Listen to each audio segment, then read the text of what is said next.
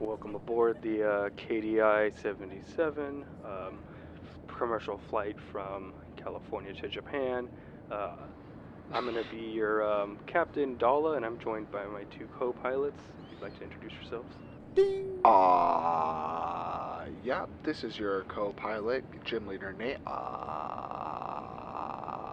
We'll be flying at about 10,000 feet today.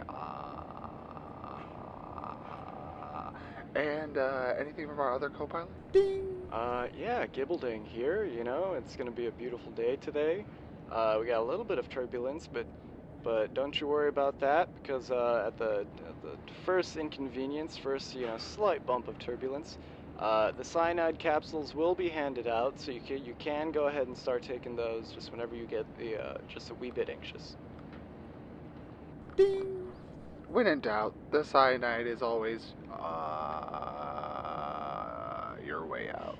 Yes, remember, you always want to give the cyanide capsules to the ones next to you first before you serve yourself, just to make sure it's a very thorough. That's true. That's true. Yeah, and also I want to, as we are flying to Japan, I just want to send a reminder to all clowns on the plane that you will be detained once we arrive, as clowns are not allowed in Japan, as we all know. That's true. Mm-hmm. Notoriously. Unfortunately, you will be shipped off to the gulag immediately. Where they will turn you into soup. They're going to turn you into clown soup. And our in-flight meal for the night is actually going to be clown soup. So take this as a warning. Ooh, yum. If it tastes funny, then it's normal. If it tastes funny, then it's a good soup. It's a good clown soup. If, in case of an emergency landing, we have prepared holy documents from various religions underneath each seat. Please begin praying at your leisure. We probably won't crash safely. We're not very good pilots. Thank you. Yes, and we'll definitely be crashing and burning. We definitely do that a lot. Well, we cut to three gents in the airport. Yeah, we cut to Gibbledang, Dala, and GymleaderNate. Fuck, we missed our flight, guys. Yeah. I guess we'll just have to do our podcast. Damn it. Well, how's y'all's week been? Sorry, I heard those pilots had like 1-star reviews, which like usually they don't even let pilots get reviews, so it must be important. I don't know. I was looking forward to the cyanide. Yeah, true. It's part of the experience. I was gonna say, this is like how we afforded though the flights to Japan. It's just the 1-star pilots, Yeah, true. That's how you get those cheap flights. You got the 1-star cyanide flights. Oh yes, it's the only way to go. How's y'all's week been? Any takers? I'm throwing out the line. Anyone gonna nibble on that line? It's been good. It's been a bit of a busy week, just Gibbledang here, just spending most of my time just working, trying to catch up on just life and responsibilities. Damn, I wish I had more to say about my week. Yeah, you got Madam Webb's. Yeah, that's true. We did see Madam Web. Well, by the time this episode would have came out, Madam Web would have been out for 2 weeks, I think now. But yeah, Dala and I saw Madam Web. It was one of the funnest movies that it was one of the worst movies I've ever seen, but one of the funnest times I've had at a theater in a long time. Experiences. Oh yeah. But I think, I want to get into it a little bit more on next week's episode. It's going to be a Madam Web themed episode, so look out for that. Ooh. But yeah, a webisode. Oh, a webisode, Madam Webisode. Ooh, nice. There you go. I'd be down to watch it again. It was that fun. I need to go see it. Yeah. Real bad. it's fun because we saw it in a theater alone, so we were talking normal volume and yelling from across the theater at points. That's like perfect. To each other, not just from yelling. the top of the Yeah, you could just say whatever you want. from the top of the seats Exactly. to like me at the bottom, just being like, "Hey, I'm gonna go to the bathroom. What's happening?" You missed nothing. In fact, you're probably less confused. Yeah, for honestly, having gone. you missed the superfluous information that would have just confused us. God, Yeah. I wish. I did want to say one joke that to toot my own horn a little. My favorite joke, and it's not even from Madam Web. It's from the commercials. Was the commercial for or trailer for Despicable Me 4 came on? Yeah. And it's like it's Steve Carell's like, it's like, oh, Gru's back in action, but things have changed, and he. I can't even. I'll give it back to you, Doll. What? It's so fucking ridiculous. I'll go. So it starts with like Gru kind of being like, oh man, yeah, like back in action, and he's like, we have our minions, we got the little girls, I got the wife. What's missing? And then the wife turns and she has a baby in like the saddle. But I joked to Gibbledang, I was like, watch it be yellow. And he has like one eye, and he's like, oh, like I love my baby, and it's like Jesus, like, just like fucking killed me personally. It was funny. What? So good. I still don't understand. Yeah, I think what you might just have flubbed the what explanation. you said. So Fine. It's In the trailer, it was like foreshadowing, like Gru's gonna meet there's another bun in the oven, and Gru's gonna have to face his biggest challenge yet. And then he's like, all right, girls, and all right, family, I'm home. And then she's like, the wife's like, oh, I'm so happy to see you. And you can see that she's got like a baby Bjorn on. And she turns around, and after being heavily alluded to that Gru has a son, we were just like, oh, it'd be so funny if like the moment she turned around, it was just a yellow baby, like a minion, like she. because the minions. That's why and she has one eye. Yeah, I see. we're At first I thought you said that it was a minion when she turned around, and that was the big plot twist. And I was like, I've got to see this movie now. No, yeah, that's why I was like, it'd be great if he got like, I don't know, cucked by a minion, but didn't know, or just That would be pretty great. They just thought they were helping. Yeah. That's gross. Banana. Nice. Yeah, she had banana that night. That's what I'm saying. Anything else? No, that was it. Just look forward to the Madam Web review coming out next week. Nice. Yeah, same. Yeah. For me, just honestly, not a whole lot. Bit of work, bit of hanging around the house. Getting my vaccines. I'm a vaccinated boy. Ooh. No germs over here, baby. I'm all plugged up with the microchips and the what's it called? What's it called that they steal from the kids? The adrenochrome. Yeah, I got my adrenochrome pumping through my veins. I'll read up. It's the truth. God, you need to study our Lord and Master Q. Oh, Q. Okay, I was like, Q, what the fuck are we talking about? Yeah. Yeah, it's part of the whole Q, I think. But yeah. I got that done because of my trip. So, gonna be heading back home for a little visit because of a wedding in the family. So Ooh, it's your wedding too, right? Yeah, surprise. I actually just saw, it's probably fake, but I just saw a post online that was literally that, where it said my dad and my mom showed me their wedding picture, and the guy was like dressed in like a polo and just some jeans, but she was in a full wedding dress. And he was like, Dad, why weren't you dressed up? And he was like, your mom invited me to the wedding, but she didn't tell me who was getting married till I showed up. Nice. Oh, nice. I think I've seen those too. That's hilarious. I wouldn't be surprised if that's like real. Probably fake, but I feel like could be real. Yeah, that's an easy one to. It could be either way, really. Oh, but yeah. my bitch wife. Yeah. That's how I met her. That's how we fell in love. That's how it happened. Yeah. I knew right. And we've been fighting ever since. I've also just been trying to just get like stuff done in terms of I have to get like my car registration and stuff done and like just BS errands like that.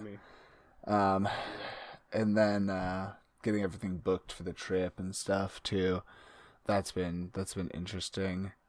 And then also just, my normal getting lost in my video games and trying not to stare at them for so long that my brain melts into a gelatinous pudding. So yeah, what game are you on right now? It doesn't matter any game, honestly. It's so easy to sink in, right? Like we just played Pal World for Minecraft for like 4 or 5 hours, and it was just like I was like, either I'd stop now or I play for the next 48 hours straight. there's no in between. I feel like that's one that's like you can't just play for like 5 minutes really with Minecraft. No, because you get nothing done. Yeah, so it's like all or nothing. Yeah, exactly. So and we were playing on creative mode, so it was just easy peasy, just absolute free balling, just immediately building a castle as cool as I can possibly make it up on a hilltop, like the classics, Nice.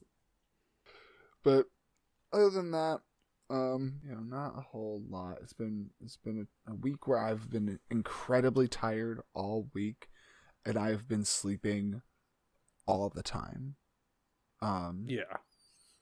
Like that'll do it. I don't know. It was this like I got one really bad night of sleep one night, and basically for the rest of the it's like 5 days since I've just been exhausted. Perma exhausted. You need to get like some kind of, I don't know if there's like a Pal World like item for like tired pals. You gotta get that shit. Like medicine, or steroids, something like that. Caffeine, drugs. It's probably just steroids. Yeah, because they could get depressed, They could get like conditions and shit like that, which is stupid. But yeah. Were we talking about it last time when I said I wish when I got depressed somebody would put me in a PAL box and just retire me? I'm not sure, but that sounds nice.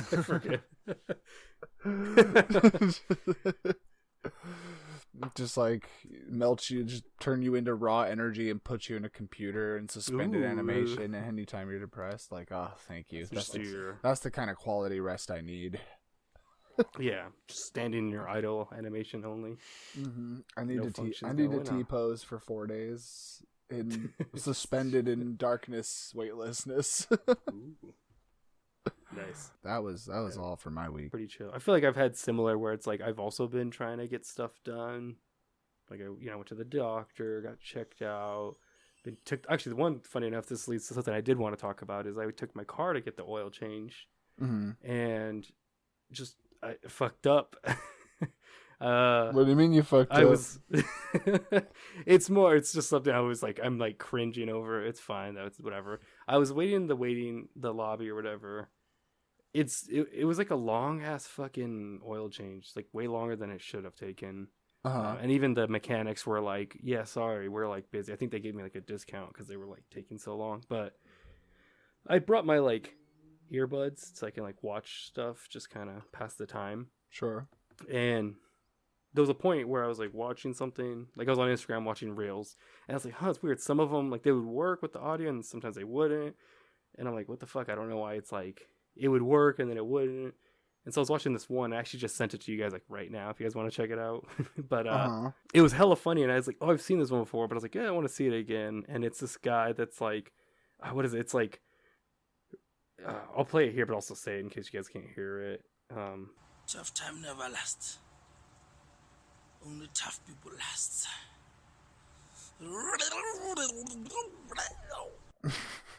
So that's the one you were playing.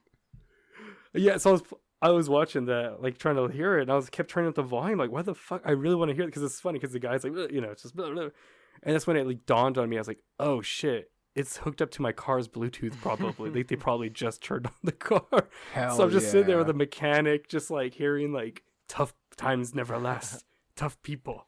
I'm just, like, just blasting it probably. It's just like, God damn it. You know what? You probably inspired a few extra souls that day. It's then. true. Some people. Oh, that guy was like ready to quit. Exactly. And then he heard that inspirational message. And he's like, you know what? Yeah. I was literally just like, thank God. Like I was hella nervous they would come out and like look at me all like, what, you fucking idiot, or like you fucking embarraing ass. We're actually not going to fix your engine. But we're not going to change oil. We put the oil back in.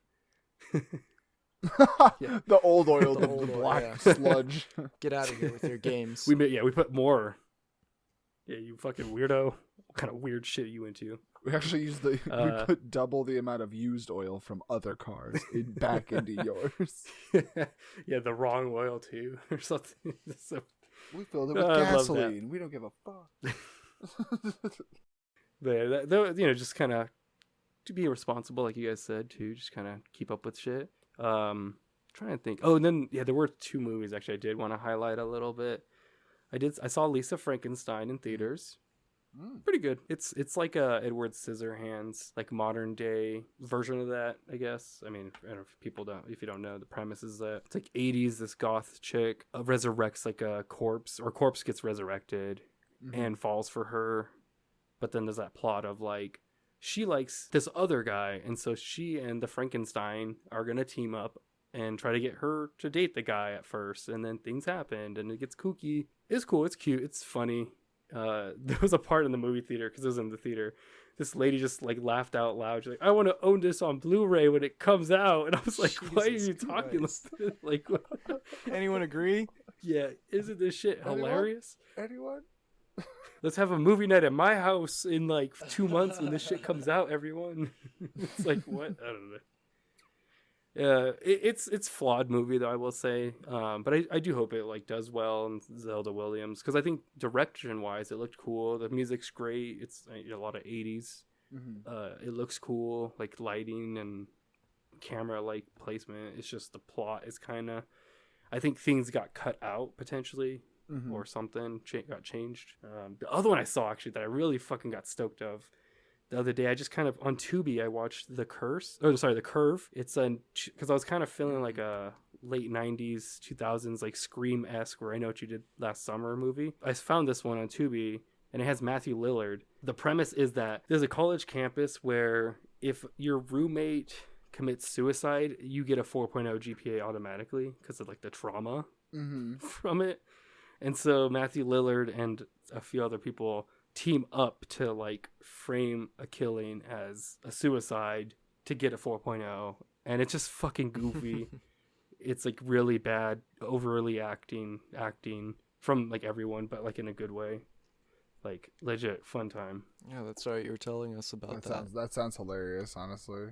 I love Matthew Lillard too. Yeah, even when he's like phoning it, you could tell he's like, whatever, I'm gonna just have fun with this. It's like a good one. I actually forgot. So I highly recommend it. There was I did watch a movie called Spree this past week, starring Joe Keery. He's from Stranger Things. He's a guy with the big hair. Where did he come out? Yeah, he's like one of the cooler guys from Stranger Things, like the bigger brother to not an actual bigger brother to the characters, but I don't know. But yeah, his name's Joe Keery. He basically plays a streamer that is like streaming him like picking up people on this app called Spree. It's the name of the movie too. But he's basically he's obsessed with trying to become famous and grow his like channel, and like constantly get like streamers and stuff. So at one point he just goes crazy and starts like kidnapping and killing people and like live streaming everything. Oh. But it's like it's like a comedy thriller. It's not like super dark or anything. It's very goofy. The writing's pretty cringe at times. But basically yeah, so he starts killing people on stream, but he's such a small streamer that like no one like he at like the first day, no one noticed. I think the first like half of the day he kills like 10 people, and like no one's just watching his stream. Yeah. Which is interesting. It's interesting. Yeah. But yeah. It was pretty cool. Some of the writing can be like too on the nose and too like but it was a good movie. It doesn't take itself too serious. It sounds though in a good way, like for its benefit. What did you stream it on anything or? The Seven Seas, my friend. Nice. You sailed to you watched it on international waters. Yeah, the only reliable place these days. Oh yeah. Definitely. Yeah, oh god, what was that I was having trouble finding? I couldn't find Naruto Shippuden on anything the other day when I was trying to watch it. And it was so frustrating because I was like, I feel like this should be everywhere. And I finally found it on Hulu, but then the Hulu version I have, I pay for it, but it still has ads.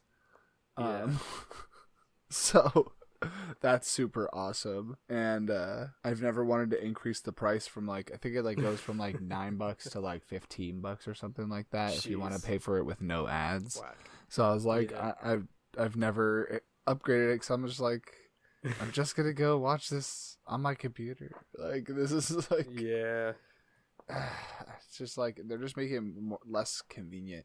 It's so annoying. Sorry. Tangent over. No, you're good. I was gonna say, honestly, I got annoyed that HBO Max did that not long ago. So there's ads now on HBO. So I'm like, cool. Actually, I was watching something the other day, and there was one ad, but it wasn't even until almost towards the end of the movie where we were just like, what the hell? It was in a movie. It was. Yeah, it was a movie, and it was towards the end. It was the latter half, so it was just abrupt. Wait, what the hell? I forgot we were not watching this on disc or where elsewhere for that matter. It's so crazy because if any consumer had any say in how would developed, there would never be ads involved in the process. Ads on the video itself, it's no one would ever choose that.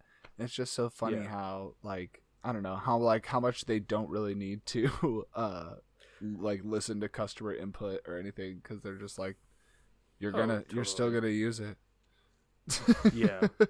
No, honestly, I will say the one streaming site that I don't mind ads is Tubi, and that's because everything there is free to stream because of the ads. So it's TV. That's different. And whenever I watch something on Tubi, I usually pick trash The Curve or something just kind of whatever, So it doesn't matter. But if you're paying a subscription, but that's why I'm if I'm paying, they're always bad too. HBO ones, I feel whenever I have seen a movie that has ads, they're always badly placed too. So it's all right, fucking whatever.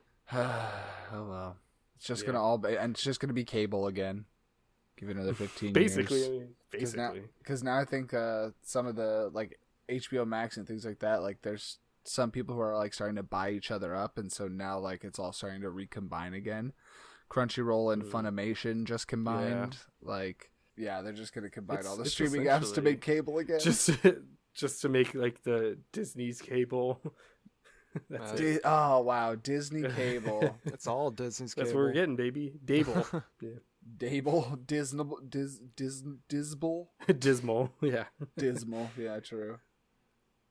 But without further ado, let's jump into our little premise-y here we have today. It's gonna be a real chill one.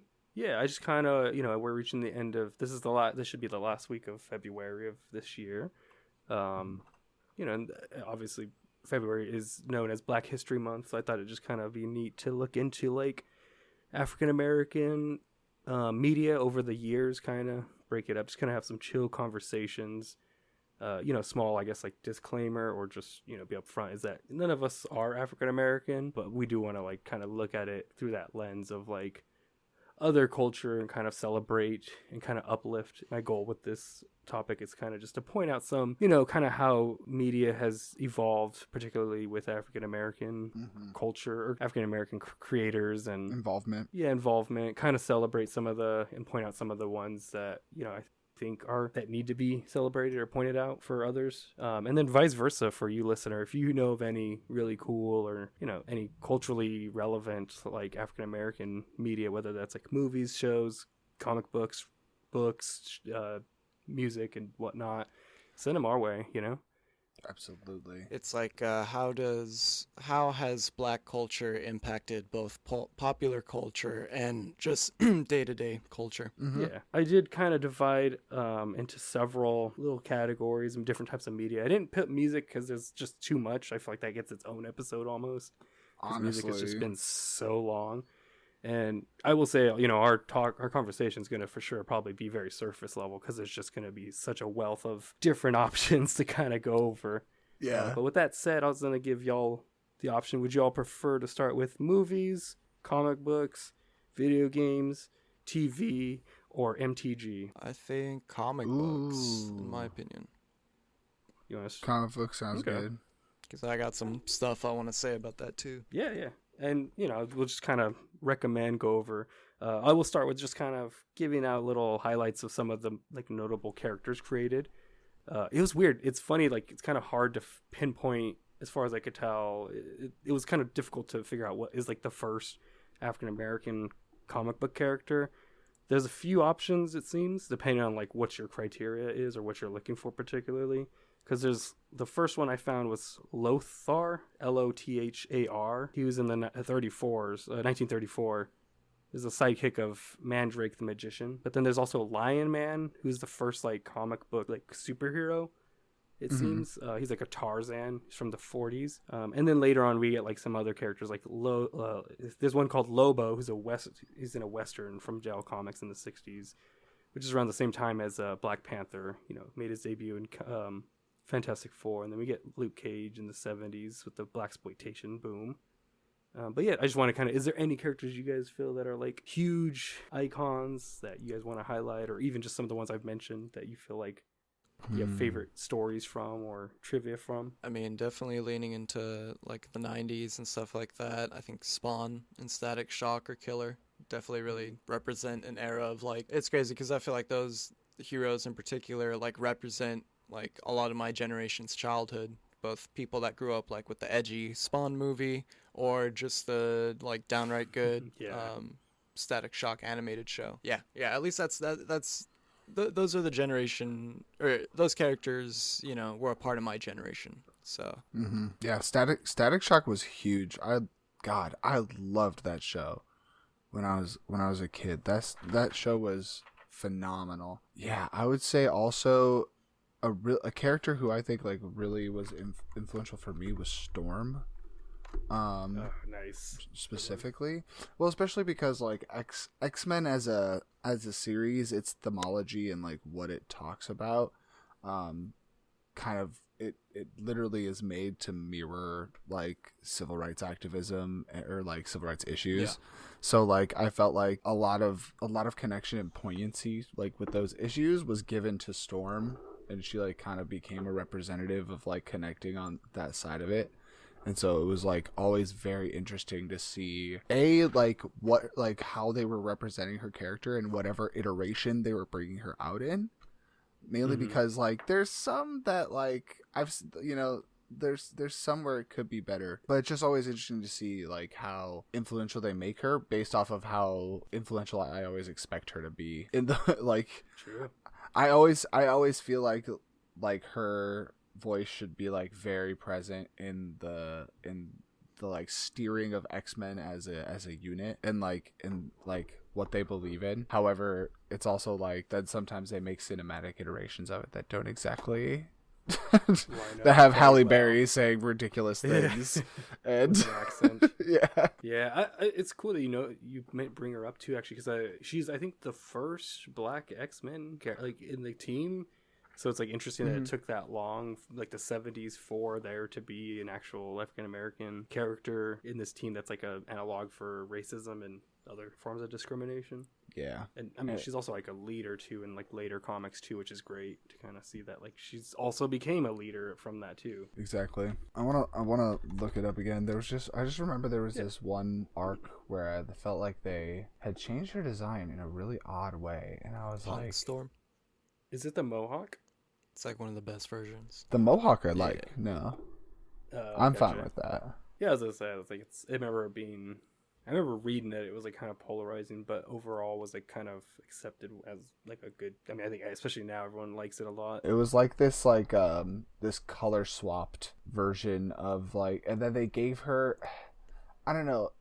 They changed her hair in that one as well, in this 1990s one where she is wearing all white, but the animated series White One? No, the comic. Because this was, I always would come across this. Because when it was when they color swapped it from A to B. That's what I'm trying to like. Yeah, like they took the X-Men animated but made it like black instead of white. And like basically, the main thing was that like I don't know, the way that they kind of like redid her features and her hair, she just didn't look like herself, and it looked very like like anglicized sometimes. Like I don't know, I wish I could like actually find what it's from. Yeah, sorry, I'm like, I don't recognize it either. It looks almost like searching. something looks like something in response almost to like the movies, to be honest, in my opinion. I don't know, like First Class or something. Maybe they like because I imagine, my guess is that suit, since I don't know what it's from particularly, I'm sure though everyone in the team has that suit or some iteration maybe. So maybe that's where it works when it's like in a group, but on her own, I know it's like all of her identifiable features, like her hair, just like her flowiness is gone. It's like, or it's just, I don't know, with it being black and static, I feel like it doesn't stick out as much. Exactly. And like, I don't know, but other than that, great character, I think. I can't wait to see. Well, I kind of take that back. I'd like to say I can't wait to see the MCU new take on Storm, but I don't know how excited I am about the new MCU stuff right now. So it's like I'm very fine with it. It's like I'm not sure it'll be spectacular that when they finally get back around to X-Men, but we'll see. One will hope. I'm sure. I feel like that's one where they have to put all their effort into, so it will probably be good, if like forced to be good in a sense, almost. But I think I'm excited to see it, but even if it's anything like Madam Web, I'll have a good time, you know. the pinnacle of the barometer of bad movies. Yeah, it's just hopefully it's really good or really bad, because it's like anything else in between is where it's not as fun. But yeah, I was gonna say, y'all mentioned actually Static Shock, which actually I wanted to kind of expand is Milestone Comics altogether. They've recently released a compendium of those, and Milestone is essentially, so Dwayne Mcduffie is like probably one of my favorite comic book writers. He's African American. He actually wrote a lot of the Justice League animated stuff. Ben 10, I think he wrote like he wrote the Static Shock show for a lot of the episodes. Yeah, so he was one of the biggest parts of Milestone Comics, you know, along with Dennis Cohen, Derek Dingle, and Michael Davis. Just a bunch of different black authors, editors, illustrators that like comic book creators that basically hit the glass ceiling at Marvel and DC. And you know, all the characters that they were writing for, like it was very like surface level stuff that they were writing, and so they wanted to leave and start their own comic book imprint, which was Milestone Comic Books, and it was its own universe of superheroes, but it was released. It was basically published by DC, I guess the way that like. Thinking of like Berserk and Dark Horse, you know what I mean?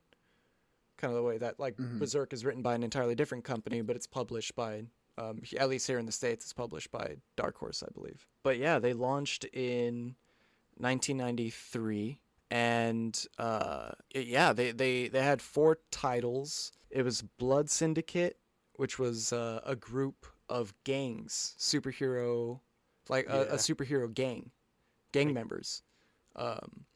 It was them, Static Shock, which, classic, Static Shock, high schooler gets powers. And actually, before I go into the other 2 lines, the reason that those, the gang got powers and Static Shock got powers is because one of the stories that they wrote in Milestone was that, like, New York was trying to take out all of the gangs, and they were trying to take out gang violence all at once, so they lured a bunch of different gangs to Central Park and tried to kill them with like this like all the cops show up and they try to kill him with this like gas or like experimental poison gas. Yeah. Damn. The gas, Holy shit. the gas turns them all into like superheroes, supervillains, whatever. Oh my god. I think it's called like the Big Bang event too. So it's I like the never creation of a lot of characters. What? Oh, I never knew about Blood. That sounds so cool. And Yeah. Oh, and there's more too. It's a really cool universe. Yeah, because I only was aware of Static. Blood Syndicate Yeah. had one of the first trans characters in the book named Masquerade. Comic books. Yeah.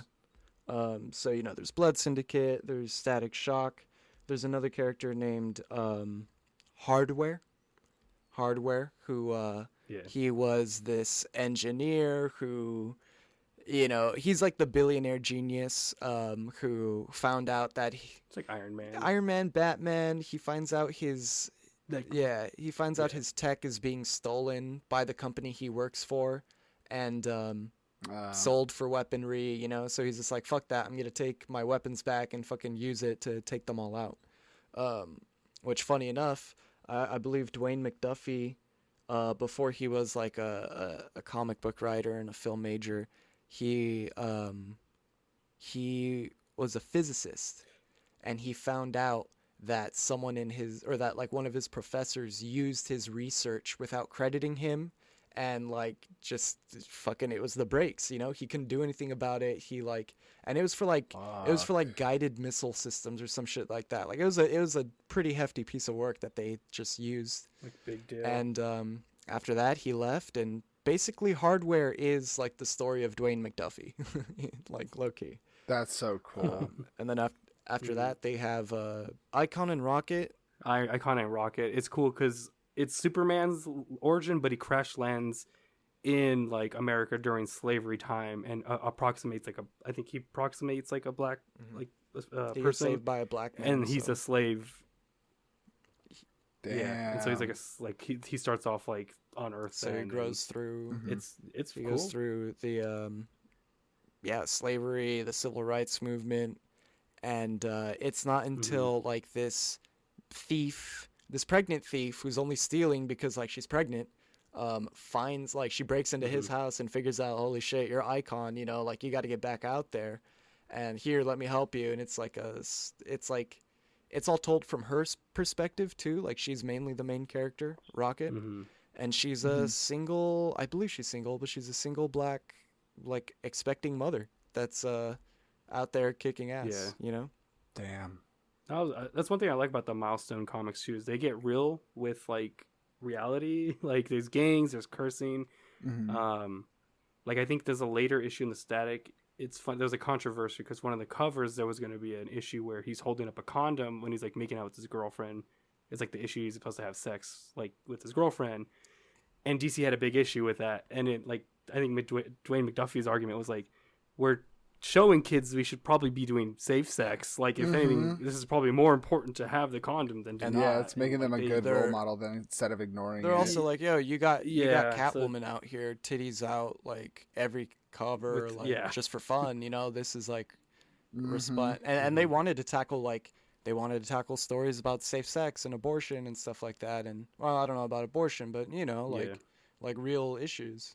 I highly recommend pick up the compendiums if you're ever curious. Like they're cool because they collect like everything in chronological order. It kind of jumps around a lot because it's like you'll be reading Hardware, then you'll go to like Static, and then you'll go to like Blood Syndicate. Then there'll be like an event, but it's like really engrossing. And the only one I was kind of with personally is Zombie, but that's the character that I really honestly don't even remember crazy much about. Funny enough that Static Shock cover caused such like a discourse between Milestone and DC that 2 years later, basically, I don't know if Milestone was just canceled or if it just fell off. I think it might have been canceled and like reabsorbed into DC. But that's when Dwayne Mcduffie like left and he started working for WB Animation, and that's when we got the Static Shock animated show, and like he wrote some of the best episodes of like Justice League and stuff. Yeah, Dwayne Mcduffie. Yeah, he's like I say one of the best as comic book creator, just in general, like one of the best. I think also like a couple of years ago, me and Gib watched like a documentary. I'm trying to remember the name. 4 Milestone. Yeah, it was by Sci-Fi. I'm trying to remember. By Sci-Fi. It was by Sci-Fi. It was Milestone, the history of Milestone. It's a quick Something like YouTube that. away. I'll give it a quick Google in a bit. Any other comic book characters or creators you guys want to highlight? I know for characters, another one for me ended up, one of my favorite characters in comics has basically slowly become Miles Morales. Of course, yeah.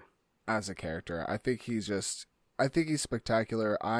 The only Spider-Man that I was willing to keep up with and actually follow was Ultimate Spider-Man in the first place. I really liked his villain, like how they did the villains in the Ultimate series, and that's what made me originally just keep up with that lore, and because it was so interesting.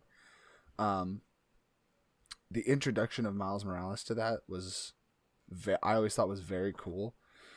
It's something where, like, right now, part of the reason I'm really thankful for the animated movie series, the Spider-Verse one, even more so now that Spider-Man 2 came out, and I saw how the story played through. Where like he's been very caught in the cinematic worlds that he's been in so far, still caught in like the newbie, like up and comer role. Yeah. And it's like, it's really going to be nice by the end of Spider-Verse to see him like really acting like his own full-fledged hero, because like, yeah, it was almost like I expected that more out of Spider-Man 2 before I bought it, I watched a playthrough of it instead because I wanted to see the story, and I was like, they kind of like redo his character growth like again from the Miles Morales game. Yeah. It seems like the same storyline kind of is repeating a lot. Exactly. And it's very odd. Character. It seems like they're very hesitant to put him in the like lead role. Which I'm just excited for when he finally gets that chance. And I think he's also a very interesting, case study as to like public reaction when it comes to like having new, like older properties or older characters or older heroes being recast or making a new hero to pick up that mantle. And I think it's like such an interesting case study with like how people violently react to those changes sometimes, and it's like so crazy to witness in real time, especially with that whole Donald Glover thing that happened with the fan casting of Donald Glover. Back like that was back when I was an internet like fiend. I would just surf message boards constantly and read. And I don't know, it was just crazy how volatile of a reaction people had to that. And it's like we're witnessing history in the making, like literally. Like it's one of those wake up calls to like really like how people around you and like on the internet and especially in America think. So it's like when it comes to like and how close-minded they are to new things. But that's definitely a character I want to bring up. Love Miles Morales. I think he still deserves a lot. I think he still deserves a lot more. Is what I was alluding to. But yeah, nice. Yeah, definitely a great one. Just a couple things. I think like one of the best badass characters. Michonne, just like holy from shit, Walking dude. Dead, yeah. Just in the comic books. Oh, okay. I was like, she's a powerhouse, just like a survivor, hella strong. Like she's crazy. She's awesome. She's one of the best comic book characters out there. Yeah, and I think she debuted in like 2010 as well. Immediately getting recognition through the show, has her own spin-off show now. Like, good on them. Good on her. Ooh, more like protagonists, like coming out with like as like protagonists for African American characters. And speaking of African American protagonists, I have a letter written from Dwayne Mcduffie to Marvel Studios. It was written December 13th, 1989. It was a proposal for a first draft. Well, it's a first draft. It's a proposal for a new series called Teenage Negro Ninja Thrashers. So I'm gonna read it. Nice. Amazing. In the past year, 25% of all African American superheroes appearing in the Marvel Universe possess skateboard-based superpowers. In an attempt to remain on the cutting edge of comics, I hereby propose a new series that will fully exploit this exciting new trend. Teenage Negro Ninja Thrashers. God damn, he's so funny. When a group of teenage Negroes find cosmic-powered skateboards, their lives are forever changed. A team of distinct characters join together, swearing an oath to use their powers for good. Rocket Racer, a black guy on a skateboard. Night Thrasher, a black guy on a skateboard. Dark Wheelie, a black guy on a skateboard. And their leader, the mysterious black guy on a skateboard known only as that mysterious black guy on a skateboard. This is a surefire hit as it contains all of these popular elements. Circa 1974 clothing and hairstyles. Nice. Bizarre speech patterns, unrecognizable by any member of any culture on the planet. A smart white friend to help them out of trouble they get into. They're heroes, who could be you, if you were black, I mean. They're on skateboards, and they have an attractive white female friend to calm them down when they get too excited. Face it, Pilgrim, this one's got it all. And then at the end it says, have I made my point? That's so amazing. Speaking of Dwayne Mcduffie, to go back to the fucking GOAT, honestly. So one of the first black superheroes, DC was going to make one of the first black superheroes, at least in the 70s, like to mainline a book. And it was going to be, I think his name was like the Black Bomber. And it was going to be, I think it's like a racist white guy that gets the power to turn black. Like Shazam? Yes. Yes. And so, he says a word and he turns, yeah. But I think he says white power, or I think he says black power, and he says whatever. black power, yeah. Dwayne Mcduffie plays with this and made a character in like I think JLA, like the comics, and he brings back the character as the Brown Bomber. I think it is, like he changes it all, and he does the same shit that he just with that letter where he that character is just like played for laughs and kind of to show the like put the mirror up to like the creators, like, yeah, like y'all were some racist motherfuckers, like look at this, like could you like this character, like you think I'm making a joke, but it's like I just really dust this idea off and made a joke out, like put it in a book and did a joke around him. I wasn't even the one who made this idea, I just used it. Yeah. I just dusted off. And it's wild. Also just I looked it up, the documentary for Milestone is called Milestone Generation from 2022. Really great. I think it's like an hour. It's pretty short, but it's really like invigorating. So if y'all are curious, to hear more about Milestone, that's great place to start. Before we move on, I wanted to highlight just a couple more black creators in the comic book realm. So for one, when I was looking it up, one of the first African-American artists in American comics was, his name is Matt Baker. Kind of looked at his stuff. Looks cool. It's like your typical like 30s, 40s-esque like comic book stuff. Pretty good. There's Daryl Banks, who's actually, it was cool. He came up. He's the first artist to do like a painted comic called Cyberpunk. And he's also the co-creator of Kyle Rayner. And then just the last one I want to highlight is personal fave artist is Kyle Baker, who does some great like cartooning with comic books. Like he's done the Plastic Man comic book. He's done like Shadow. He's done like a bunch of stuff, but his style is really cool, and he plays with like race as well, like in a cool way in some of the comics that he's like able to write. And hell yeah. I only have one more character that I want to bring up, just because it just jogged my memory. Have you guys read Y the Last Man? Oh yeah. Yeah. So Agent 355 from Y the Last Man, absolutely phenomenal character. I loved her character so much. I felt like she was like such a force to be reckoned with in that whole entire story. Like, her journey was extremely interesting, and a lot of times even more interesting than the main characters. And I think that was kind of the point. Yeah. Was that it was like it really was a lot. It was a lot about the people around Yorick that the graphic novel story was is about. like the most.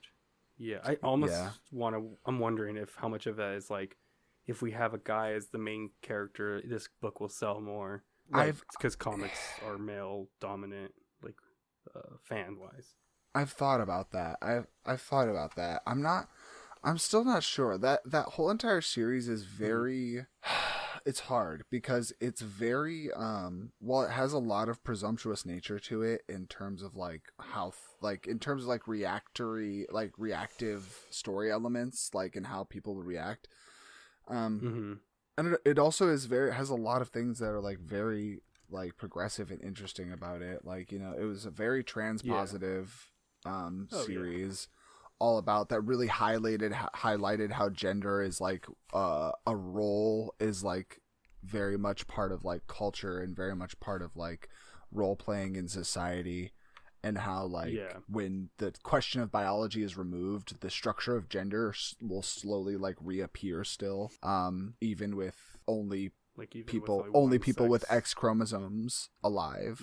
The structure of gender and like the power structures and things like that will still survive in culture, which is kind of like goes like to show how like all of these things are like inherently like social and not biological. So I'll say, not to get too into it too, I'm just thinking, I'm like, it is kind of hard though to separate the fact that the character needs to be male because it's a ride-along character, and if it's a female, then they're just welcomed into, like, it's like, but that's a conversation for the Why Last Month, or Why Last Man month. Exactly. But yeah, upcoming Agent 355, great character. Great choice. Also, that series did a good job in making I'm not gonna say you did a good job, but I think it's interesting that one of the main antagonists of that series was the Israeli government. Israeli special forces. Interesting fact. No, it's a fun read too. I'd recommend. I didn't watch the show. I didn't finish the show. I couldn't really get into it, so I don't know if the show's good after the first couple episodes. But definitely read it. I can say from the first like 3 or 4 episodes, it definitely was not hitting. Gotcha. They changed some very critical. They changed a lot of very critical plot details that like. Really show the characters in different lights. That is like not. It's so weird. So, yeah, but great read. It's one of the only graphic novel series I own in physical, so that I can always have it. Oh yeah, that one's for sure one to keep. Mm-hmm. Do you guys want to do like 1 or 2 more like topics? I didn't expect any of them to like last this long, to be honest with you. Funny enough, I could talk about TV. Do you have a particular preference, Nate? I didn't know we were gonna skip music, and I was like the whole entire preparing for this. It's fine. It's just the preparing for this. I was just wondering the whole time, like, how much am I gonna talk about jazz? Because I could go on for a while. It's like because I was raised on jazz music my entire life, nice. And so like all like a huge like one of the only autobiographies that I ever actually like enjoyed reading and was like genuinely like interested in was when I read Miles Davis's autobiography. An absolutely fascinating individual who kind of like shows, who just really like, you really get to see like what it was like for somebody, you know, especially for Black American musicians coming up, and how much of their skill and how much it had to be like directed in a certain way. Like it was a lot of like what's the word, networking. Like a lot had to do with your reputation, because and whether or not you could just kind of like get in places in order to just like kind of like it wasn't about like getting invited to play somewhere. It was about being around when someone needed a player. And it was like and it's interesting to see how different it is from like a lot of like musicians now, and how hard it was for them to like break in, even in a genre that like is their specialty and bread and butter. And it's just so interesting to see. It's interesting to think about just how much that affected music, and how much it affected like funk music and combo music, and it's crazy, because there are things that Miles Davis did with jazz funk that kind of like bled through into a ton of like 80s and 90s funk music. And Miles Morales was going to be named Miles Davis. That's why his dad's name is Aaron Davis, but they couldn't. Yep. I don't know if it's because they couldn't get the rights or something, but it's going to be Miles Davis. I remember it was. That's cool. I didn't know that. it was specifically it wasn't like a rights thing. It was like a production was like that's too like forward, that's too like on the nose, and so I was gonna say I think what they did is perfect to have his dad's last name be like that. It's like you could do the Miles Davis if you just connect it that way, but I think it's like nice a little bit more subtle, which is nice too. Yeah. It's interesting. Sorry, now that we're talking about Miles Morales too again, good. It's like you're good. The choice of having him have his mother's last name, I think, is also just very interesting, and I think it's like it also like creates a level of division between him and his father, who is a police officer. And I think that's also like important to the structure of his story and to the commentary of his story. Like, yeah. I'm surprised that they haven't really, and this is one thing I've been wondering this whole time too, is just why, or maybe they do in the comics, I don't know, but they don't go with the two last names. Because I think that's common with Hispanic, like Mexican, or like, what is it? I think it's Puerto Rican, right? Mm-hmm. Puerto Rican. But that's like more common in like Hispanic culture. So I'm surprised it's not like Morales Davis or Davis Morales. And I mean, you can also still have the Miles Davis part too, kind of be like a bit more upfront if you want. Yeah. But yeah. No, I would love to revisit this maybe next year or even just like later on in the year, because I think also the reason I wanted to hold this at the end of the month is kind of just to be like, hey, Black History Month is technically over or whatever, but like we should still be looking at like these cultures ongoing, and like kind of and to me honestly it was just kind of fun to I watched more movies or looked into more media in like the Black culture to kind of see how it's I've learned some shit that I was like, this is cool. I think for the sake of time, let's just chat a little bit more about maybe movies and TVs and TVs and the TVs. I'll highlight a couple things first, and then I'll kind of open it up to free convo. So I looked up, and these are the facts that I found. They could be like off or so, and I'm also gonna probably fuck up these pronunciations maybe. But when looking up, one of the first like major Black directors in film is Oscar Mackay. It's Eaux. It's French. Maybe Mcco, probably. Yeah.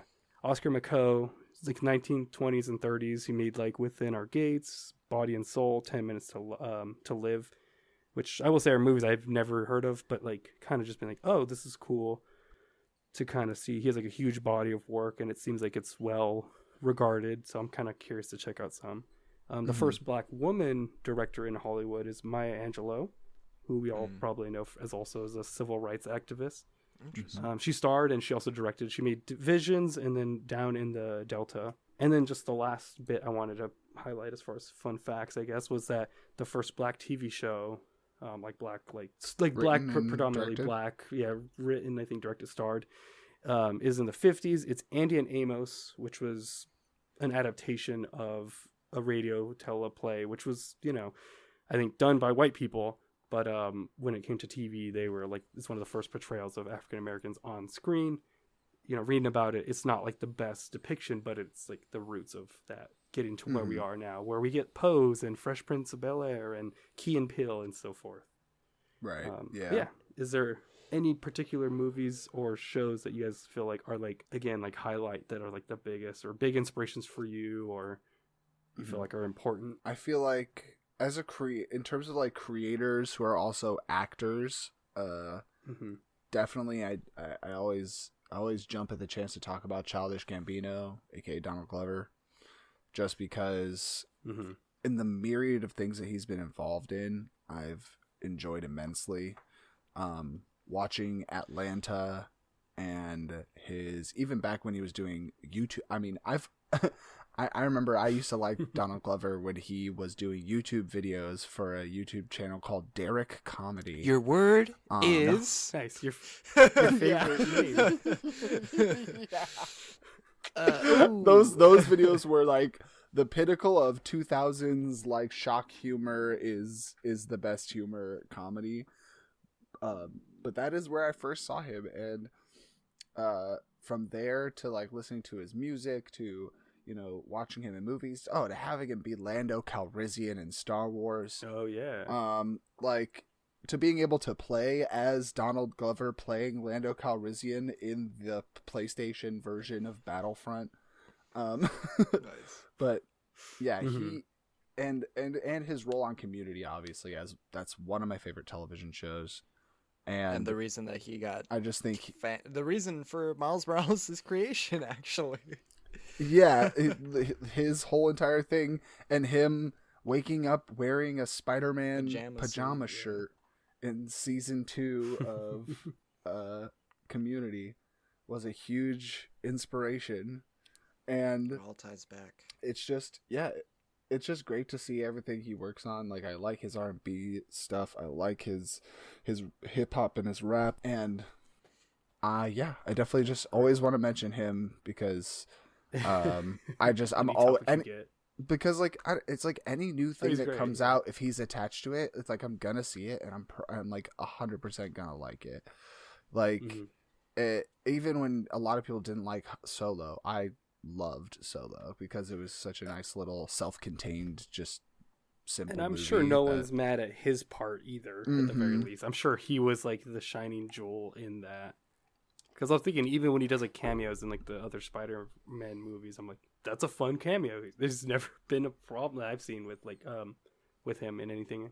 Oh my god, when they put him as the live action Prowler in the second second Miles Morales movie, or the second Spider-Verse movie, that was so good. That was so funny. But yeah, so that'd be my first person to definitely bring up. Very big fan. Yeah, good choice. I saw this movie last year, but it's definitely one of my favorites, and it's from a Bay Area, local Bay Area social rights activist and rapper, and it's funny. It was a first time film from Boots Riley directed Sorry to Bother You. And holy shit, that is that movie. One of the best. Such a good one. It's so good. It has such a good fucking... real funny. Just a really creative and just, like, pronounced voice that movie has. And, I think that it's very fantastical, but I think it does kind of, like show bits of, like, what the Black experience is like, both working in like...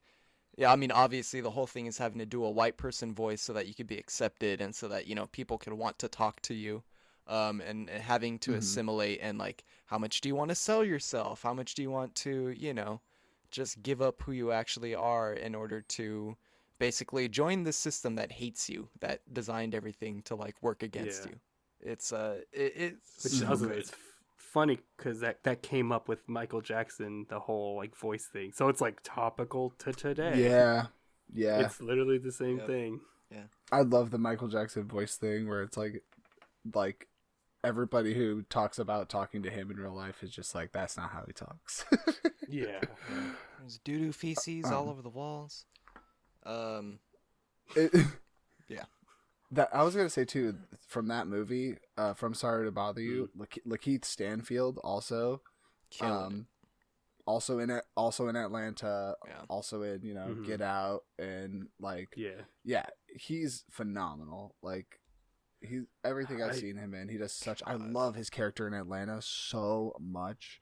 Like, he makes my brain like have to reset because he does that character so well. Like, I'm just like, and I think all of this also, like, I don't know, there's this really, really interesting wave of surrealism in like works by Black directors in like the last like 5, 6, 7 years. Like, it's this very cool, like, reality bending narratives that are like starting to come around a lot more. And like Jordan Peele obviously works with that a lot. And Atlanta has a ton of very weird surrealist moments they don't, that like, if you've never watched that show, I highly encourage it. I've been wanting to. They do a bunch of very interesting things with time, like they do, and like perception of like deja vu and serendipity, and like it's there's a bunch of symbolism with like reoccurring scenes and reoccurring like things that the main character sees out in the world. It's very interesting. Like Donald Glover really went hard with All that in, show. like, Yeah, all in with like his nice. more like introspective side. It's very cool. Nice. Yeah, I've been wanting to check that out. And it's funny. It's actually a movie I was trying to watch before this episode, but I just couldn't fit it in my schedule. I don't know if you guys have seen the trailers for it, but Book of Clarence. Oh, yeah, that one looks interesting. It's what's his name? Lakeith Stanfield, James McAvoy. Stanfield. Yeah, they're in it, and it's essentially from the trailer. What I've gathered is that Lakeith's character is kind of sees Jesus, and he's like, "Oh, that guy's getting like bank. Like, what if we just scam people with his like friend?" And so they kind of go and like scam people, and then James McAvoy's like the Roman like emperor or something. Like I've been like, I wanted to check it out. My only to try to kind of. So my only complaint that like from the trailer, which I would say it looks very similar to Guy Ritchie's Robin Hood. Guy Ritchie's Robin Hood, I think it was, or it was like. They do this weird. They're doing this weird thing where it's in the past, but there's all these like it's essentially the present. Modern it's references. The present. You know what I mean? Like they have a carriage chase, but it's like a fucking 4-wheel carriage, and like you know what I mean? Like there's that. Gotcha. They're I don't know. It just seems like. Is the Guy Ritchie one? Is that Men in Tights? No. It's no. That's Guy Ritchie's. Oh, it's Mel Brooks. It came out in what's Robin Hood? What's Guy Ritchie's man? I think it's Guy Ritchie. It came out in like 2015, I think. But it's like it had Taron Egerton, Jamie Foxx, and like Ben Mendelsohn, and I can't believe I know the fucking cast off the top of my head. Oh, I never saw this. But it's one. like you know. Yes, I haven't seen it. So they have knights, and it's like whatever the Robin Hood times. The knights look like SWAT guards, and they have like the equivalent of a riot van. Like it's the main dude's wearing like an outfit that just looks like a suit, like too modern. Like it's like a weird pseudo modern. It looks like he's like in the Hunger Games. Exactly. Speaking of the Hunger Games, no, just kidding. I don't have any. I wish I had some Hunger Games trivia. The Robin Hood District. The District of Nottingham. Yeah, actually, in the Hunger Games book, they're all black. They made them all white in the movie. Honestly, I wouldn't be. Yeah. But no, the only reason I brought Book of Clarence, like I said, I was trying to see it, and also like it fits in. I feel with what you were saying, Nate, about the surrealist kind of component, because I read that as like it's kind of goo. It feels like it's the trailer to that. It kind of made me think of Sorry to Bother You as well. I mean, not just because the main actor is the same, but I feel like there's going to be a thing in the second half that's like goofy, just like Sorry to Bother You. Maybe that's my guess though, but. Yeah, I'll, if I check it, I'll let y'all know. Or if you guys want to go catch it together after we'll do a double feature: Madam Web, Book of Clarence. There you go. Yeah, I definitely need to watch this. This looks so interesting. Yeah, let me know. I'm down. The one I did see recently, I rewatched recently, which I was like, it was cool to rewatch. Is Do the Right Thing, Spike Lee. It's like one of his earlier films. Yeah, I was also going to talk about Spike Lee. I'm glad you brought him. Oh well, shit, let's all right, perfect segue. Then Do the Right Thing. It's basically it's interesting because it's like it takes place in Bed-Stuy, I think, like a block basically, and you kind of it's like vignettes, kind of following like these characters like day to day. It's like one day. It's one of those movies that takes one day, and it's one of the like hottest days of the summer, and you can. It's funny because you can kind of feel it through just visually seeing like the characters. They also do the like sepia tone over everything too, like Mexico and Breaking Bad. Yeah, exactly. Maybe. That's how you know it's hot. But the thing I really liked about I don't know if either of y'all seen it, but like I said, it's the hottest day of summer, and so the plot of kind of starts off just like vignettes of everyone's lives kind of rotating, but as the movie progresses, you know, tempers and like racial, just like there's like racial trying to think, like bumping heads kind of like increases until the end where it's like the hottest, and like it just like explosion kind of. It's cool because it really fits like the theme, and It's shot really well. It's intricate. It's fun. It's shot in the 80s, so it's like a cool time capsule too of like what was Bed-Stuy like in the 80s, as portrayed by Spike Lee, and it's got like a great cast too. Like Martin Lawrence is in it, and I'm trying to go. Fucking what's the guy's name? Cuba Gooding Jr. Yeah, Cuba Gooding Jr. He might be in it. There's one guy that I was like, I forget his name, but I've seen him in things lately, and he was one of the characters. His name's Bugging Out in the show. Mm-hmm. Let me look him up real quick. But he was like, I did not recognize him because he just looks so different. I mean, to be fair, he like had different like clothes and all that too, and glasses. But yeah, let me look up the actor. But do the right thing is interesting because like it does something that's very theatrical that a lot of plays do too. A lot of older works. Where it uses the heat and the environment of the heat as like a general metaphor for like emotion and for climax and for like and for like friction and things like that between people. Yeah. And it's a lot like, like Cat on a Hot Tin Roof and things like that, and like where like a huge part of it is the sweltering heat and how it represents an oppressive force that is outside of their control. Hot Hamlet.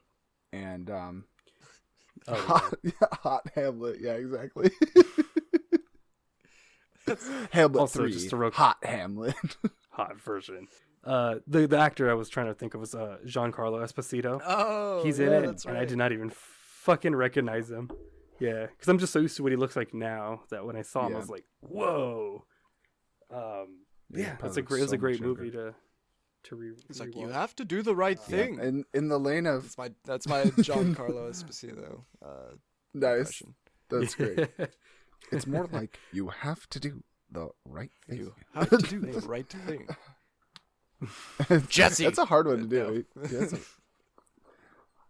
Well, it's also his character Bugging Out. His character is like completely opposite from what I usually see him as too. Like he's very like excited and like go-getter. Right. It's cool. Like he's not the shrewd, calculating owner of a chicken restaurant. Los Pollos Hermanos. Exactly. Dala's never seen. What about y'all? What is some? Dala's never seen Breaking Bad. Yeah, but I get the reference. No, you don't. I've seen clips of him. Wait, you've never seen it? Oh, I've never seen Breaking Bad. I've seen Breaking Bad, but not all. Well, of it. Great movie with Juan Carlos Esposito. Movie? Or sorry, show. Okay. But what I was gonna talk about was Black K Klansman or Black Klansman. I haven't seen it. Yeah. I saw that in theaters. Such a crazy good movie. Wild from top to bottom. I think it's interesting, especially because it's like it's a Spike Lee movie that has a largely white cast because of how it mostly follows it's like the Klan. KKK. Yeah. And interesting. Like what's his Topher Grace as David Duke. He's a grand wizard, right? Yeah, the Grand Wizard of the Klan. He does an incredible job. It's just like it's one of those things where it's like where you're watching and it feels like you're watching a joke, but then you have to constantly remind yourself that this is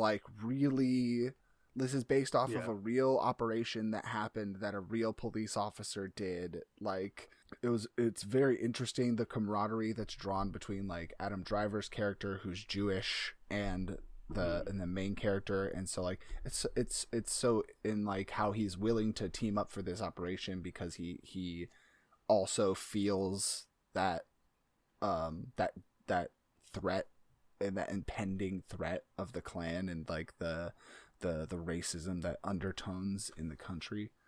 And it's just such a phenomenal movie. So definitely recommend people check that one out. Oh yes. That's what I was curious about. I guess the very first Grand Wizard was called the Grand Cyclops. These guys are fucking nerds. These guys are stupid.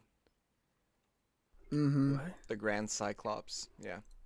And for the first Grand Wizard or whatever. And I know that because that's gonna lead into like my next You know, a big part of the Watchmen sequel, HBO sequel show. You know, it's a sequel to the I want to say 84 comic, 89 comic. It's a sequel to Watchmen. But whereas like, you know, the Watchmen coming out in the 80s really played up like nuclear tension, the HBO show focuses more on like on racial tension and how, you know, things have kind of been more or less the same for the last 100 years. And there's an episode 6, where in the Watchmen universe, the very first quote unquote superhero to put a costume on was a either bisexual or closeted black man or gay closeted black man named Will Reeves. And he took on the mantle of Hooded Justice, the superhero with a noose around his neck. And he has that motif because, you know, before becoming a superhero, he was a cop. He was just a regular beatnik cop. And he tried to, you know, report someone actually doing some wrong. This guy burnt down a Jewish, like, delicatessen. And, you know, the dude walked free, and the cops that he reported to, like, fucking pull him aside, and they beat the shit out of him. And he kind of, they just tell him, like, oh, you know, keep your mouth shut, just do your job, you know, in a very much more racist way. And it's after, you know, while they attack him, they put this noose on him, and that's what kind of, you know, he survives the attack, and he's walking home when he sees a woman or a couple get attacked, and Hooded Justice, or, you know, he decides to, like, put a mask on, which was the sack that, you know, the cops put over his head, and the noose, and, you know, that's cool, or, like, unfortunate, but from cool origin. From then on, he became Hooded Justice, and a big part of that, you know, like he had this wife too that was like, look, if you're gonna be doing this, you gotta be painting your eyes white. You gotta look like a white guy, you know, like, because like a white if they're gonna have to see you as their hero, you know what I mean? And that's just such a sad truth, you know what I mean? That, like, you know, fucking thinking of sorry to bother you, having to change your voice to being a white person just so that, like, they could feel comfortable around you. But anyway, you know, he continues being a vigilante. Time passes, and it turns out he was the very first superhero that inspired the Minutemen, which then inspired the Watchmen. So, you know, it causes this trickle-down effect. And so the leader of the Minutemen goes and is like, hey, we want you to join the team. You know, you're a big inspiration for us. And they also start a sexual relationship. Like, they start hooking up. But it turns out, basically, they get him on the Minutemen as, like, a PR move. And, like, they're still kind of, you know, not really taking his plight seriously. Like, he's the only black member on the team. And, like, they're doing shit like he's like the token character. They're promoting, like there's a shot where the captain, I think his name's like Captain Metropolis or something. He's like, all right, and let's go thank our sponsor. And they show a poster, and it's like like the classic, well, not classic, but the depiction of, like, a racial stereotype of, like, a black dude with, like, just the fucking almost like grease paint and, like, the big lips. And it's like they're still promoting that kind of, you know, that imagery. And so, you know, Hooded Justice is very much like, fuck all of this. He decides to take out this, like, racist, or he decides to take out this clan base. And in that base, he finds plans of, like, mass hypnotism to make, like, black people turn on each other, which fucking, you know, it sounds, and they say it in the TV show when he tries to explain it to somebody. He's like, I know it sounds crazy that they're using hypnotism and stuff like that, but, like, in an analog to the way things were in the 70s and the 80s in real life, the government was distributing, like, crack, and, like, you know, the government was essentially finding ways to turn, like, these communities onto each other. To actively destabilize them. Exactly, and that's something that's, like, explored through the show, like, in a little more fantastic light. But not much more fantastic than reality. Yeah, still pretty realistic, yeah. Yeah. Well, speaking of the group, they're an offshoot of the clan called the Cyclops. and that's why they're the Cyclops, because going back to the very first Klansman,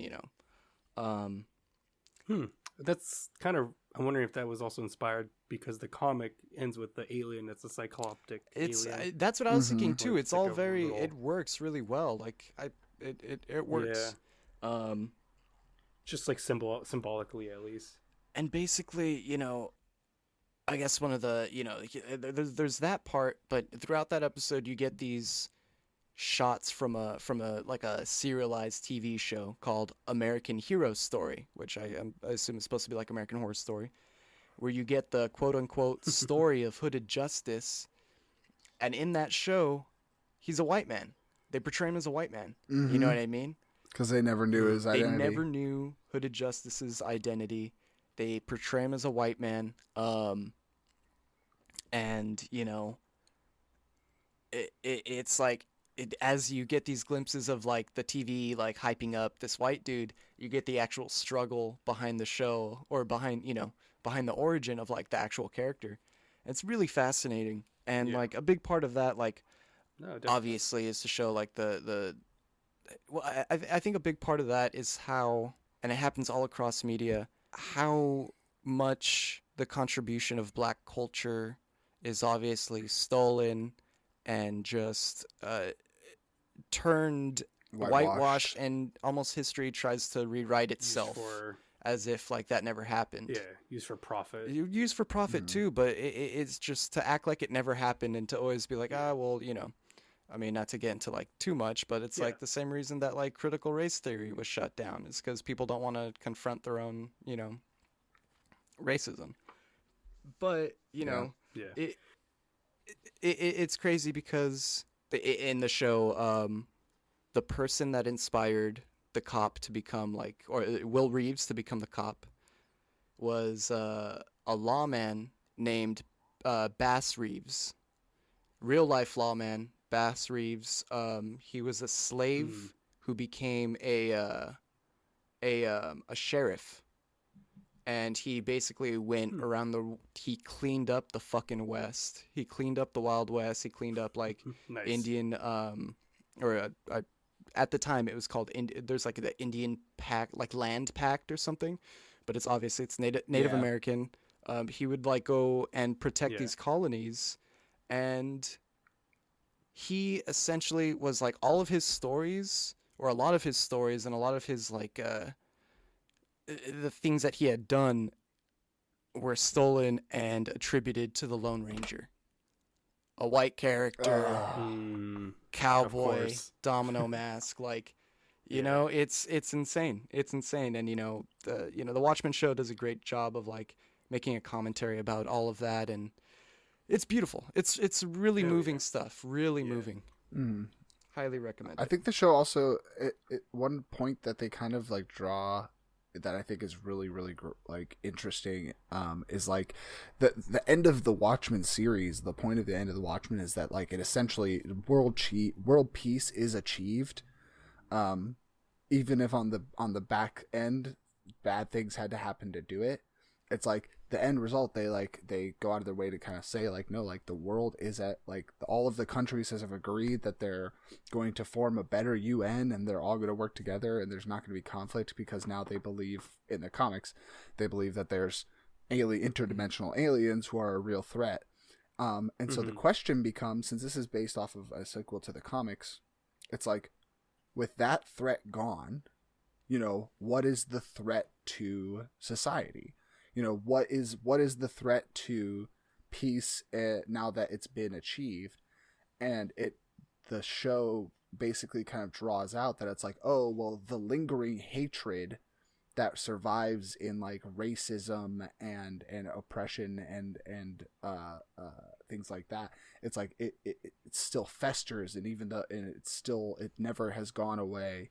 And like, even if we achieve peace on a big scale, on a neighborhood scale, like, things don't seem to be like, don't change. And it's like another big commentary kind of like on like the supposed victories of like the government and like and society, and like how those victories still are only enjoyable and like appreciable by people who are supported by that society, whereas like people who are oppressed by that society, there's no reason for them to focus on what that society has like accomplished, or like the supposed peace, because for them peace still doesn't exist. And it's like, I think that was a real interesting look at it, where it's like, is peace actually real and possible, and where does the hatred bubble up from? How to obtain it. And like in a setting place of America, the hatred bubbles up as in racism, because that is the most prevalent form of organized hatred in America. It was, I really wish I watched it at the time. Well, no, I think the show came out in like 2019, completely premiered. And, it dealt with, obviously like racial tension. There was a lot of like police violence too. And then there's a point where like everyone, although all the cops had to wear masks. And the fucking next year after that, the whole pandemic happened. And it really like, there was so much of like, oh, there's just such a strange, well, not strange, there's such a civil unrest everywhere, Yeah, it's great. I feel like, as we've mentioned, accurate. Yeah, I was gonna say, it's just like we've mentioned with many different media, like in this episode and previous. It's just unfortunate that these things are still relatable. Yeah, it's like these movies made years ago, like Do the Right Thing, still relatable. Honestly, you can equate that same thing to COVID, with like the rise of like the tension in the movie, equating that to the rise in tension of COVID, as well as like racial. So it's just unfortunate that that's like the way. But I guess end on like a positive note too. It seems like there's been we only talked about movies, TVs, and TVs and comics. This really, but like I did look into video games and like a bunch of other like things, and it's kind of cool when you see. Originally, actually, I kind of wanted to have this episode be kind of like vertical slices from like the 2040s, 50s, 60s, like looking at everything forward. But I kind of felt like they got kind of a little too much as well. Like it would be really surface level at that point. Yeah. Maybe we'll do like one decade at a time in like future episodes or something. But I'd be happy to do a whole jazz episode. Oh, I'm down to listen. Ooh, yeah. Honestly, like a walk through jazz would be kind of fun. But yeah, sorry. Go ahead. No, I'm down. No, I was just I wanted to just share though that it's like, seeing all this, doing the research. I watched a lot of different like Black creators on YouTube or on like websites kind of talk about like this progression and how things are growing and how things have improved over time through media. And that there's still this discourse and there's still these like elements that are brought up like through media, like of racial tension, of stealing like others' cultures for like profit or for just whatever means. But I think it's also important to have that, because that kind of, for one, we don't forget like what's happened in the past, but it also just kind of keeps that stuff in the spotlight and kind of helps steer us towards like getting that peace and that equality and fairness, and equity. We don't want to just be like stagnant with like, oh, we got like a first Black guy or Black woman in a comic book, we're good, we're done. That's not the end. That was I feel like that was a big reason why like all the things I brought up were like, and I still wish that they could focus in and do a little better on how they represent this character. I feel like they still could do better, like almost always. Definitely. Yeah, I mean, like it's interesting seeing like even video games like have the same trajectory, like Arch, and it just started in the 70s rather than the 30s or 40s, whatever. It's interesting. But yeah, like I said, I want to kind of maybe for next time we'll go delve into different medias. I do have a little quick quiz. This won't be that like competition. It won't be as competition, but it's what I'll do is I'm going to basically give you a category. I'm going to name 3 things in those categories, and then you can kind of just buzz in and take a guess at what that commonality is in that category, and it won't be that like it's African American characters or something. It's going to be something like a related, but not just that. Just that. Yeah, or like if they are all African American characters or whatever, it's related through another means as well. So, for example, I'll try to start with an easy one. So here's the 3: is Us, Tales from the Hood, and Ganja and Hess. So if you want to buzz and let me take a guess at Buzz? what that. Yeah. Neat. Wait. No, never mind. Okay. I can repeat them Tales too. from the Hood and So, Ganja and Hess. What do those movies have in common? Us being So, Jordan Peele's Jordan Us. Peele Us. Okay. Yeah. Mm-hmm. Yeah. If you want, I can give you the answer for this one as like a Yeah. example. What's the answer? Do Yeah. they all have one of the same actors? Mm-hmm. No. No, I don't think so. I doubt it. So this one was an example, and it's just they all have black directors in horror movies. Oh well, It's like they're all black directed horror That's movies. what I thought. Yeah, I thought that's what you just. That's what you just that's- said was not going to Sorry. be the thing in common. Well, it's not gonna. If I say 3 black characters, it's not like they're black. It's like there's something they're black and this, if that makes sense. No. Like, that's what I meant. Sorry. I mean, All maybe right. we'll So get what it. about Spider-Man, Aqualad, Captain America? They So, all Buzz? Oh, yeah. Yeah. these are all characters who have. These are all characters who a black character has taken up their mantle. Black legacy characters. Okay. Exactly. Okay. I'm gonna try a couple. I have like a couple more. Yeah. Okay. Last 2. Basically, I was just trying to figure out the order of like difficulty. Sure. So this one is Zach, Eddie Gordo, Balrog. Buzz. Zach. Fighting game characters, black fighting game characters. Yeah. Do you want to get a little bit more specific? Or GymleaderNate, if you want to take a guess. If Gibbledang can't, there's something a little bit more specific, but you're right. Otherwise, Something more specific. yeah. So I don't Zach, know. Eddie Gordo, Balrog. Were they fighting yeah. game characters voiced by black actors? Not that I'm aware. No? That's not what I'm looking Okay. for particularly, I guess. So for this one, these are actually the first playable black fighting characters in their respective series. So I'd give that to Gibbledang games. still. Yeah. Okay. Yeah. All right, the last one, which might be a tough one: Blood Braid Elf, Blorbian Buddy, and Cultivate. Buzz. Oh yeah, these are all Buzz. Oh, MTG cards. But can you get more specific? They were made by black artists. Yep. Ding. Perfect. Those 3 are also. It's funny. I was actually having a hard. I mean, I'm not an MTG player, but when researching like black artists in MT, like it was really hard for me to figure out where. I'd find a list of names, and I'm like, Gotta I don't want to Google all of every them. single name. yeah. Yeah. That's kind of like how artists are in general for MTG. Sometimes it's hard to hunt them down.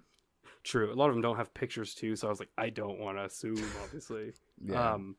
But actually, funny enough, all 3 of these I would have also accepted. It seems like they're all from the same like pack. It's just called Secret Lair, which I guess is a highlighting of African American artists. Oh. Specifically, I think they also, Magic has done a bunch of stuff like that where they also did a Secret Lair, or I guess this is before Secret Lairs were called Secret Lairs, but they did the Secret Lair Black is Magic product where That's they what that one.